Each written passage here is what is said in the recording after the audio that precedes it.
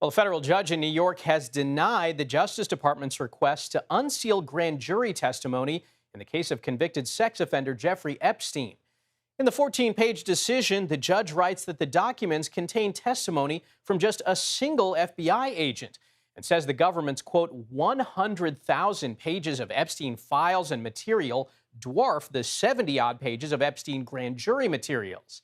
CBS News correspondent Natalie Brand is at the White House with more on this. Natalie, good morning. So can you explain the judge's decision to not release this testimony and what's been the reaction so far? That would punish lawmakers being absent. Judge Richard Berman says that the DOJ just did not show special circumstances would justify the rare unsealing of grand jury materials, which is kept secret, as you know. And he points out that the material relies, as you noted, on one FBI agent who he says was mostly hearsay based on other victim statements. And he also says that the information contained in these transcripts, quotes, pales in comparison to the Epstein investigation materials in the hands of the Department of Justice. He writes the government is the logical party to make comprehensive disclosure to the public.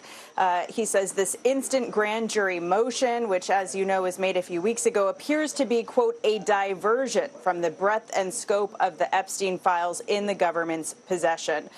Judge Berman also notes that another reason that he decided not to unseal is possible threats to victim privacy and safety. And while we do not have a statement yet, or the DOJ declining to comment, we do have some new reaction from the family of Virginia Roberts Giuffre, one of the most outspoken accusers who died by suicide earlier this year.